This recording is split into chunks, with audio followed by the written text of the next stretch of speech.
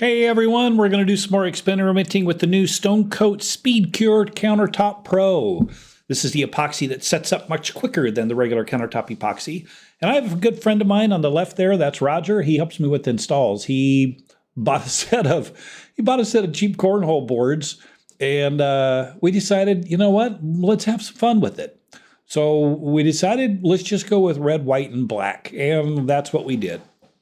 And I'll explain the colors a little bit later, but what we're doing now is just getting the colors put on the board. We know that we have a limited time frame of about 20 to 30 minutes, so we're going to try a couple different techniques. Roger's going to do his thing, I'm going to do my thing, and it was so funny because Roger said, let's just do it. Let's not even overthink it. Let's just do it and have some fun. And about halfway through, I said, Rog, how you doing? And he's... And I'm absolutely a nervous wreck. So anyway, I'm using just a plain bondo spreader at this point, and I'm just melding that in with the bondo spreader. And Roger on the other side he's one to use a notched bondo spreader on his. And he's discovering that he might need to meld it first with his hands. And so that's what he's going to do, is end up melding that in with his hands. And I'm going to finish up melding with the bondo spreader. And again, with the Speed Cure, because it does set up quicker, the marks that you make with the bondo spreader when you're melding like that, they're not going to soften up as much as they do with regular countertop epoxy because of the fact that it has so much longer to soften and to settle. And yet with the Speed Cure, it's going to stay, the design is going to more stay in place. And I'm going to talk about that here in just a little bit. So Roger got his, well, he's kind of doing a little bit of both. He's doing some melding, he's doing some bondo spreading, but the best part about it is he's having a lot of fun. And so now he decided, I think I'm going to meld those in first with my hand, and then he'll go over with the bondo spreader. I have so much fun when I have other people over and just watch them enjoying what they're doing and having so much fun with epoxy, because there's just so much you can do with it. So there's the notched bondo spreader, and he's just getting creative with it and having some fun with it. And I think he's giving kind of a design, if you will, for the person throwing the cornhole bags. Everything leads to the hole. So maybe that's going to be an advantage for the person on that side. So let's see what happens here. It's really cool. That looks like an Indian headdress or something. You know what that looks like? That looks like one of those beards that somebody has that kind of comes down in a cone shape. You can put your face in there. Oh, we might have to do that. Not yet, but we'll wait till the epoxy.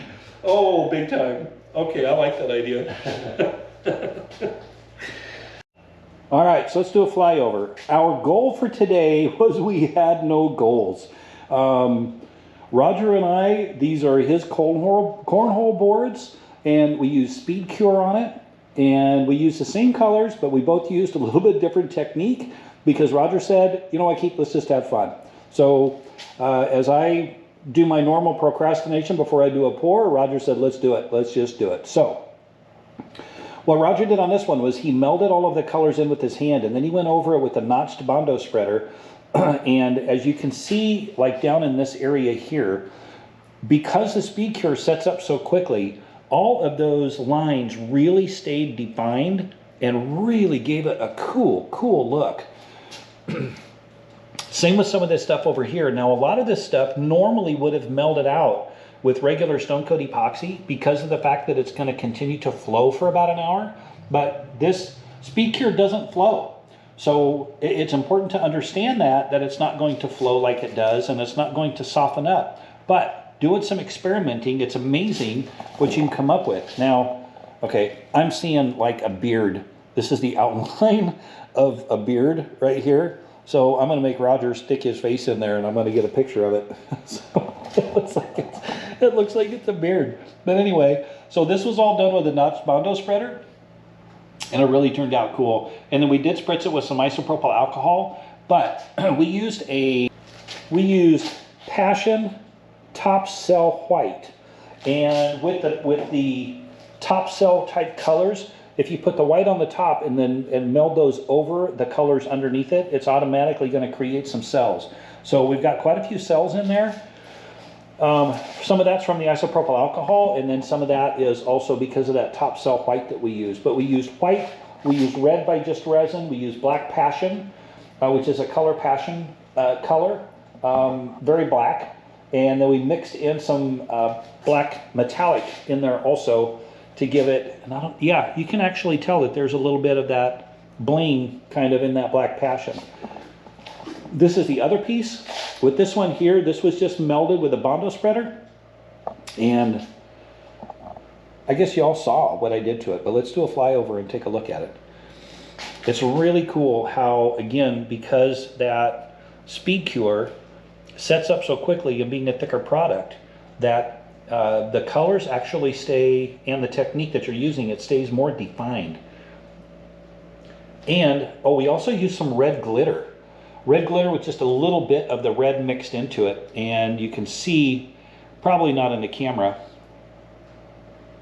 there's some really cool cells in there.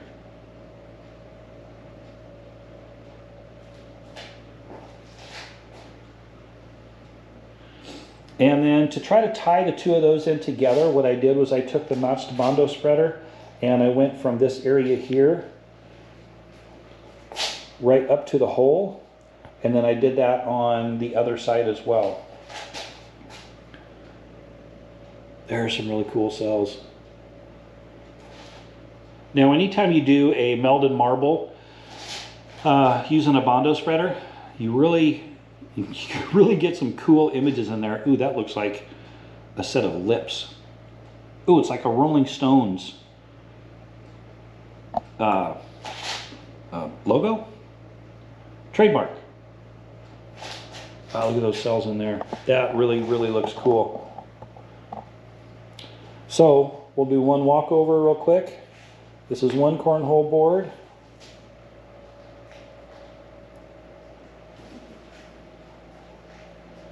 And then this is the opposing side cornhole board.